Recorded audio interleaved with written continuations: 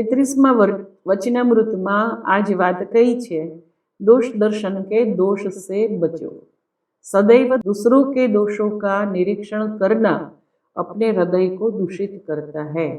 तारीख 17 फेब्रुआरी 54ની સાલમાં આ વિધાન પૂજ્યશ્રીએ કહ્યું છે। પરદોષ દર્શનથી એ દોષો જ આપણા હૃદયમાં પણ ઘર કરી જાય છે અને આપણા હૃદયને દૂષિત બનાવે છે। માટે દોષ દર્શન થવા માંડે કે તરત તે વિચારને દૂર કરવો। ગુણગ્રાહી થવું સારું છે, પણ તે ન થવાય તો દોષ દ્રષ્ટા તો ન જ થવું।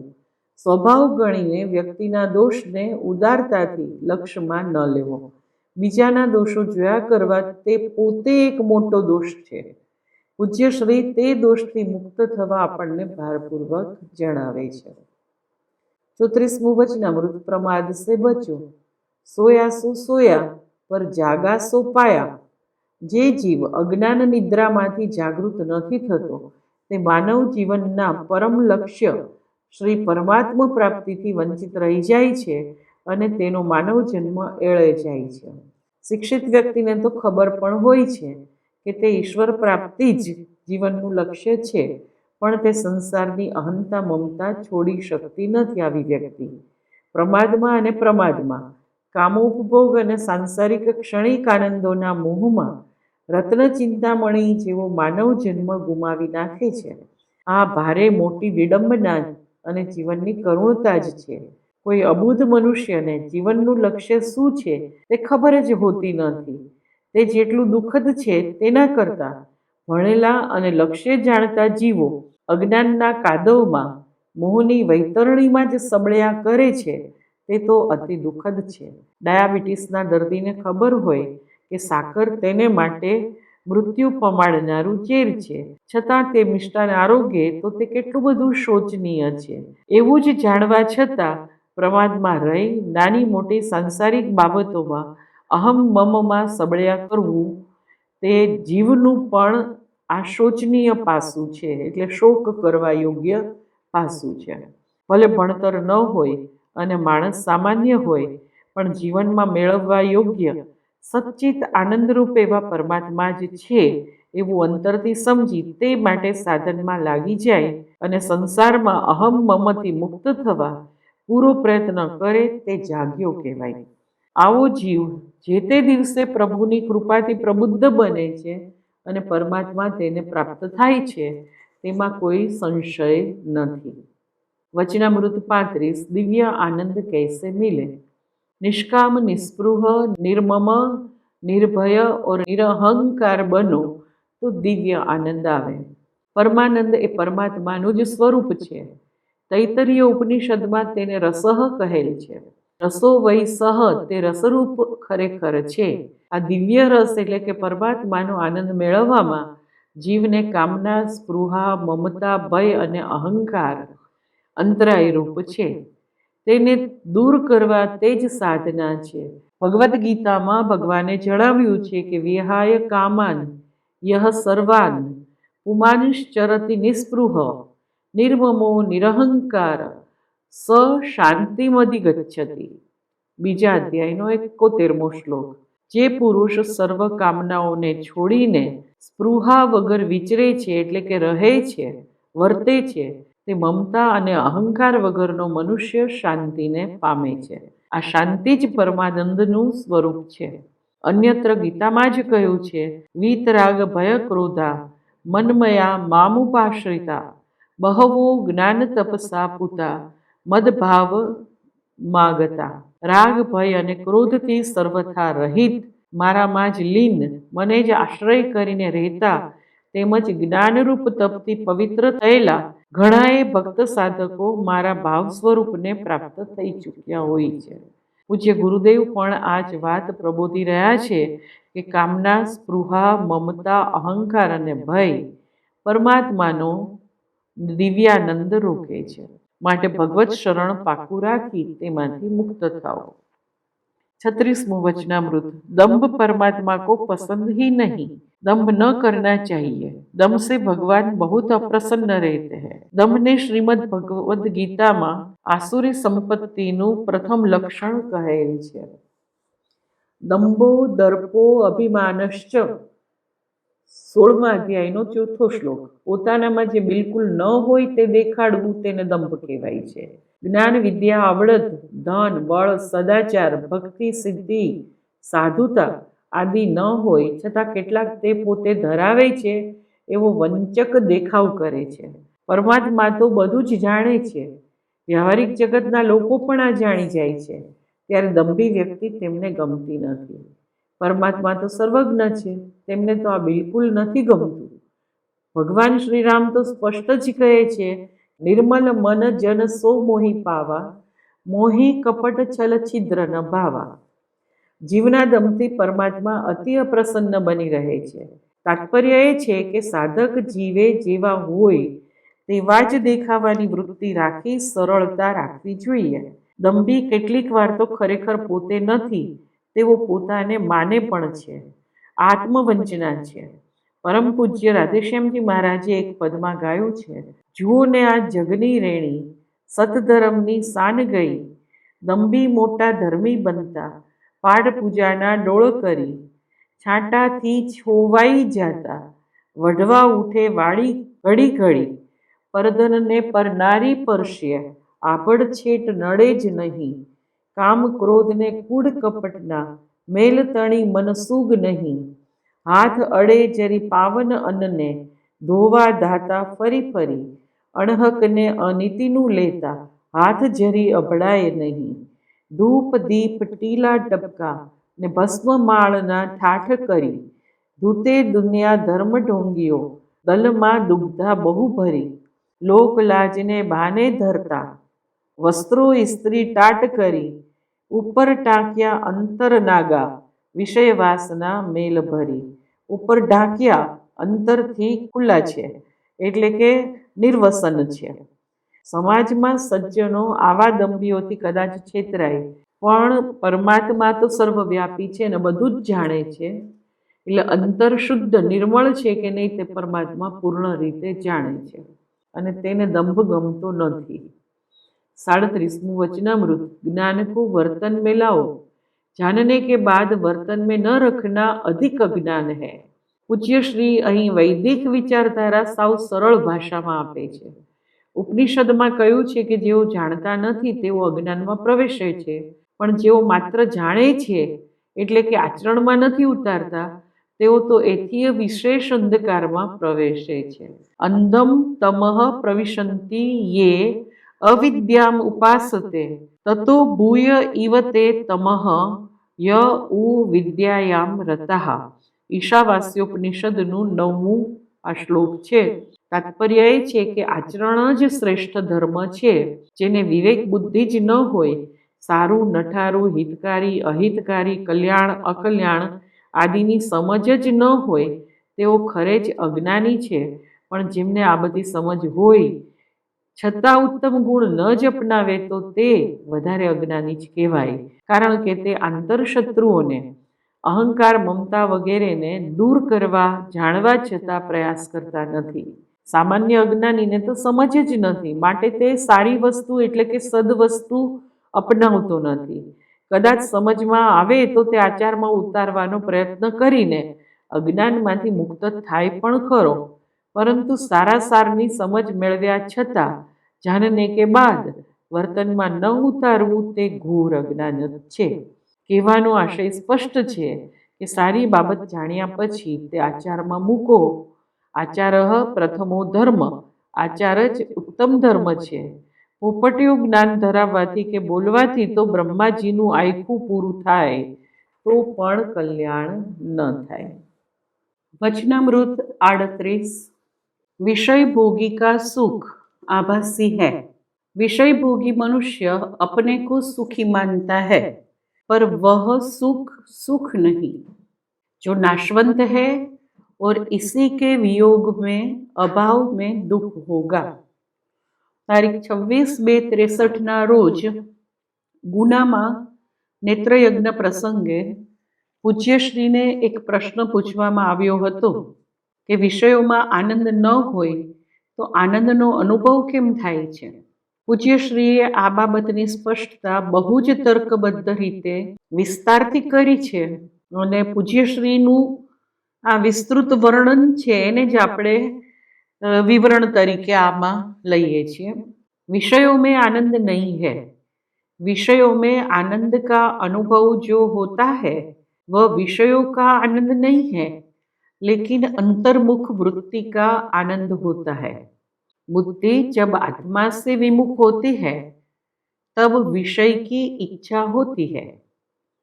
इच्छा के कारण बुद्धि चंचल बनती है।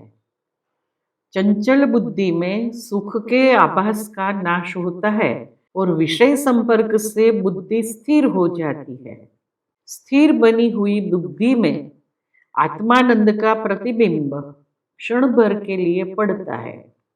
इस प्रतिबिंबित आनंद की अनुभूति करके मनुष्य समझता है कि यह विषय पदार्थ का आनंद है। इस प्रकार विषयों में सुख है ऐसे भ्रम के कारण मनुष्य को विषयों की इच्छा बार बार होती रहती है। तब तक बुद्धि की स्थिरता नष्ट होती है और आनंद के प्रतिबिंब का भी नाश हो जाता है। विषय भोग के साधन है। धन, पत्नी, पति, पुत्र, घर, जमीन आदि विषय है। विषय की इच्छा से बुद्धि चंचल होती है। तरंगित जल में जैसे चंद्र या सूर्य का प्रतिबिंब स्वच्छ या स्पष्ट नहीं पड़ता, इसी तरह चंचल बुद्धि में आत्मस्वरूप का प्रतिबिंब पड़ता नहीं है। विषयों में आनंद नहीं है, यह समझाने के लिए 4 कारण है। अगर विषयों में आनंद होता तो दूसरे विषय की इच्छा होते भी पहले विषय का आनंद कायम होना चाहिए, लेकिन ऐसा होता नहीं है। बीजू, विषय में यदि आनंद होता तो पुरुष के लिए प्रिय पुत्र या स्वजन के लंबे समय के मिलने पर जो आनंद होता है वही वैसा ही आनंद वे पुत्र या स्वजन हमेशा अपने पास होते भी टिकता नहीं है। यदि विषयों में आनंद है तो एक ही विषय सबके लिए सर्व समय में समान आनंददायक होता, लेकिन ऐसा नहीं होता है। चौथा, विषय में यदि आनंद होता है तो विषय में पहले जो आनंद महसूस होता था वही आनंद उसी विषय में हर एक परिस्थिति में मिलना चाहिए, परंतु ऐसा प्रतीत नहीं होता। जैसे कि रुग्णावस्था में यानी बीमारी की स्थिति में प्रिय विषय के प्रति भी अरुचि हो जाती है। इन सब से प्रतीत होता है कि विषयों में आनंद नहीं है। गुरुदेवना आ विधानों श्री गुरुदेव की सन्निधि में भाग 5 ना पाना नंबर 159 અને 160 માંથી લેવામાં આવેલા છે। વળી જે સુખ નાશવંત હોય તેમજ વિષયના અભાવમાં દુઃખ ઉત્પન્ન થતું હોય તો તેને સુખ કેમ કહેવાય? પ્રારંભમાં અમૃત જેવું અને પરિણામે વિષ જેવું। વિષય અને ઇન્દ્રિયોના સંયોગથી થતું સુખ રાજસી હોવાનું ગીતાજીમાં જણાવ્યું છે। 18મા અધ્યાયના 38મા શ્લોકમાં આ વાત કરી છે ભગવાને।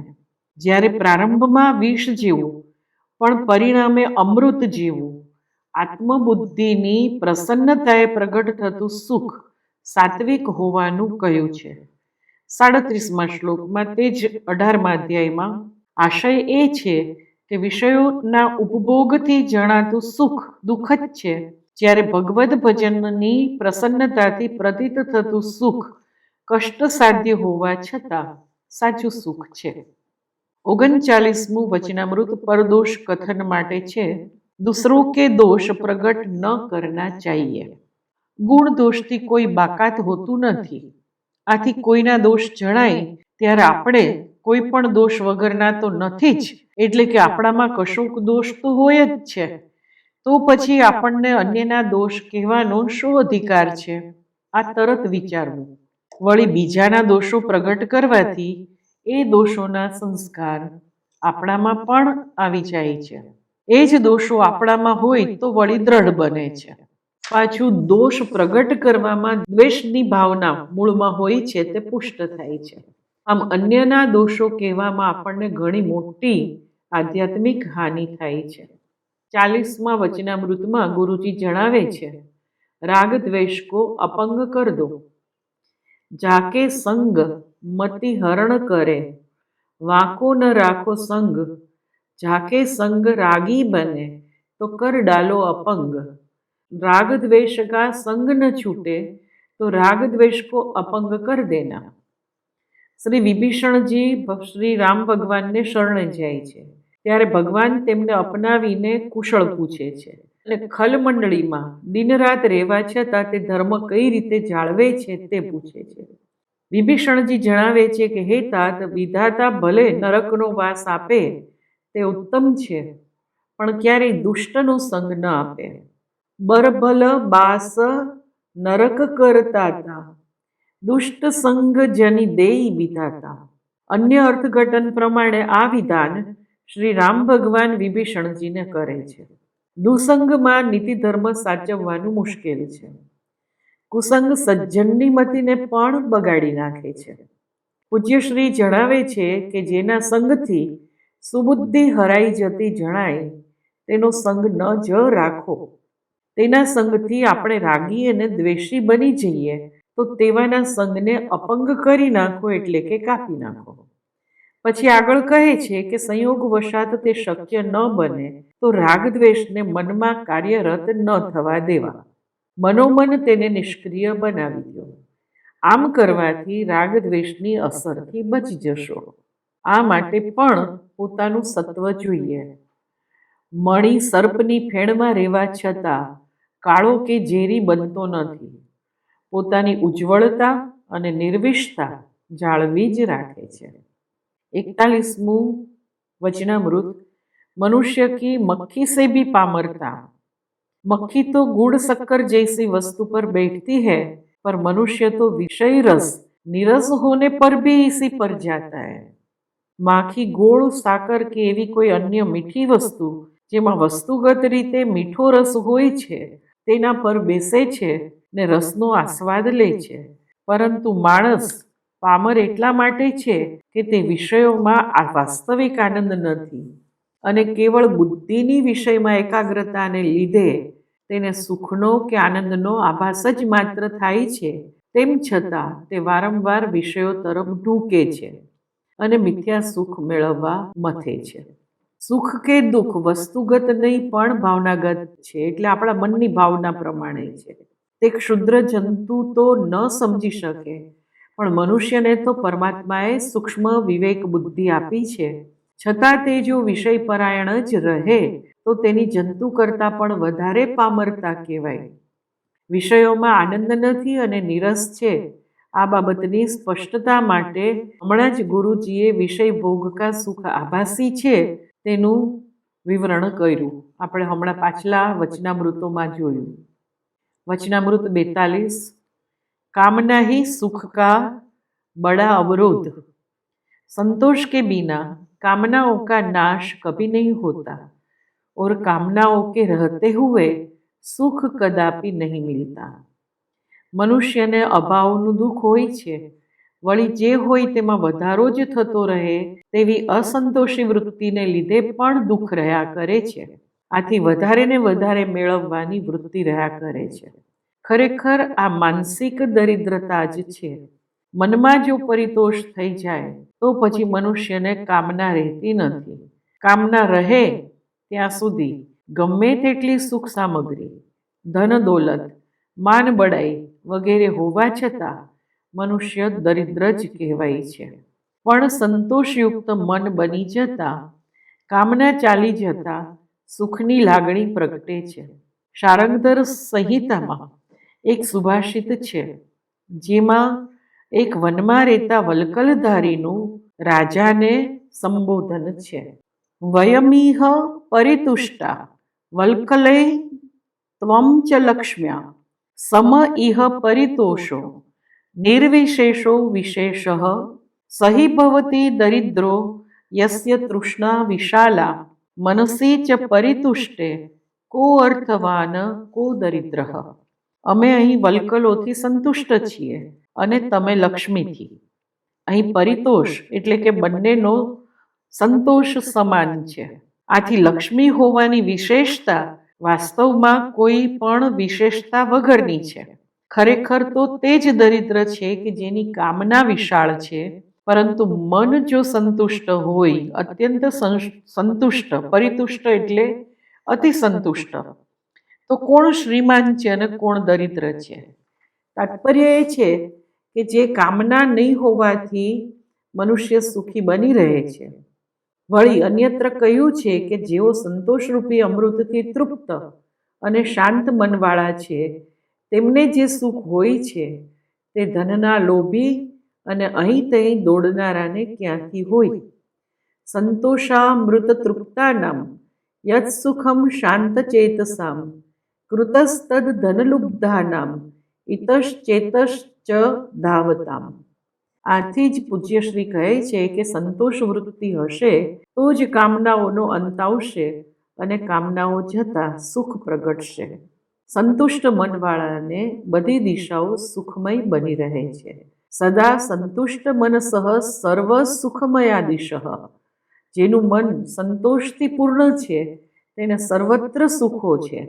સર્વત્ર સંપદસ્તસ્ય સંતુષ્ટમ યસ્ય માનસમ. પરમ પૂજ્ય બ્રહ્મચૈતન્યજી મહારાજ શ્રી એટલે કે શ્રી गोंदवलेकरजी પણ જણાવે છે कि मनुष्य के पास कितनी भी जायदाद हो तो भी उसको संतोष नहीं होगा. जो स्थिति है उसमें यदि हमें संतोष होगा तो पूर्ति होगी. जो प्राप्त हुआ है उसमें संतोष है क्या, ऐसा कभी हम अनुभव करते हैं? भविष्य में क्या होगा? जो प्राप्त हुआ है वह टिक पाएगा या नहीं? जो प्राप्त है उसमें वृद्धि कैसे होगी? इन्हीं बातों की चिंता निरंतर रहती है. भगवान ने हमें अपनी कल्पना की अपेक्षा बहुत अधिक दिया है. पत्नी, बाल बच्चे, नौकरी, धंधा, घर बार आदि कितनी बातें दी है, लेकिन हमारा लोभ कम नहीं हो रहा है, बढ़ ही रहा है. ईश्वर के प्रति प्रेम नहीं निर्माण हो रहा है. પ્રવચનમાંથી 2000ની આવૃત્તિમાંથી આ લેવામાં આવ્યું છે. તાત્પર્ય એ છે કે જીમી પ્રતિ લાભ લોભ અધિકાય. ગૃહસ્થને અપૂર્ણતામાં ક્યારેય સંતોષ થતો નથી. પૂજ્યશ્રી પણ આ જ કહે છે, જ્યાં સુધી કામનાઓનું પ્રભુત્વ હશે ત્યાં સુધી સુખનો અનુભવ નથી થતો. પરમાત્મા સુખની વાત તો શક્ય જ નથી. આથી પરમાત્માએ મને મારી લાયકાત કરતા વિશેષ આપ્યું છે, અધિક આપ્યું છે. એવી ભક્તિભરી સંતોષ વૃત્તિ રાખવી તે પ્રત્યેક સાધક ભક્ત માટે આવશ્યક છે. 43મું વચનામૃત ગુરુજીનું. शब्द ब्रह्म की मर्यादा. शब्द ब्रह्म के परिचय से काल लय नहीं, वह समझ ठीक नहीं. बिना भगवत साक्षात्कार के यह किस काम में आवेगा? जीवानंद तो एक दूसरी ही वस्तु है. शास्त्र ज्ञान शब्द ब्रह्म छे. वेद भण्या, उपनिषदोना वाक्ये अहम ब्रह्मास्मि, तत्वमसि, अयम आत्मा ब्रह्म, जगत खलु इदम ब्रह्म वगैरे मुखे रमता थया. सभा समितिओमां तेमनो उपदेश कर्यो, पण आ बधुं राफड़ो कूटवा जेवुं छे. जेम राफड़ा पर दंड प्रहार कर्या करवाथी अंदर रहेलो मणिधर मरतो नथी, तेम आ शब्द ब्रह्मना आवर्तन कर्या करवाथी वाक्योमां जणावेली स्थिति आववानी नथी. परम श्रद्धेय श्री रामसुखदासजी महाराज जणावे छे कि मैं ब्रह्म हूँ, यह सीखी हुई बात है. ब्रह्मा की उम्र बीत जाएगी तो भी मैं ब्रह्म हूँ यह अनुभव नहीं होगा. जब कभी अनुभव होगा यही होगा कि मैं नहीं हूँ, ब्रह्म है. मैं ब्रह्म हूँ यह उपासना है.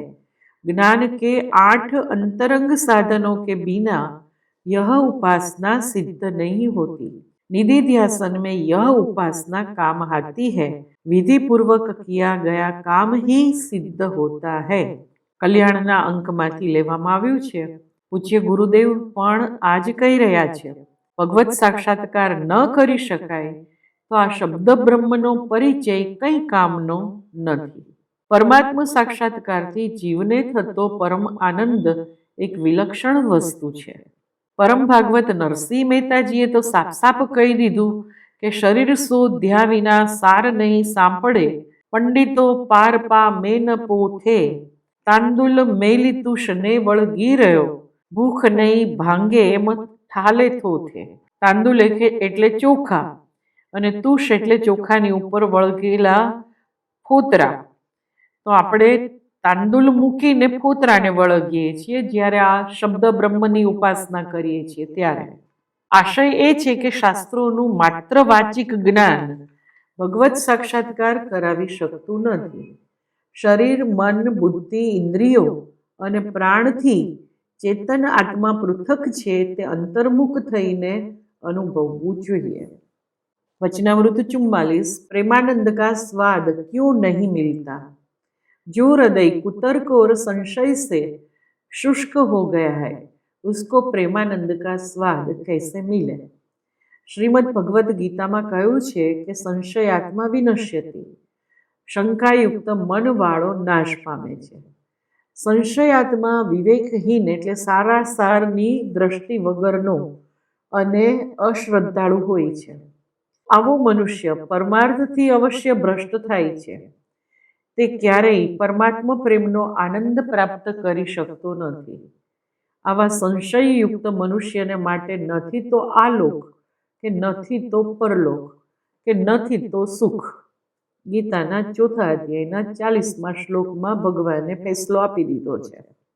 શ્રી જયદયાલ गोयनकाजी जणावे छे कि वेद शास्त्र और महापुरुषों के तथा उनके बतलाए हुए साधनों को ठीक ठीक न समझ सकने के कारण तथा जो कुछ समझ में आवे उस पर भी विश्वास नहीं होने के कारण, जिसको हर एक विषय में संशय होता रहता है, जो किसी प्रकार भी अपने कर्तव्य का निश्चय नहीं कर पाता, हर हालत में संशय युक्त रहता है, वह मनुष्य अपने मनुष्य जीवन को व्यर्थ ही खो बैठता है.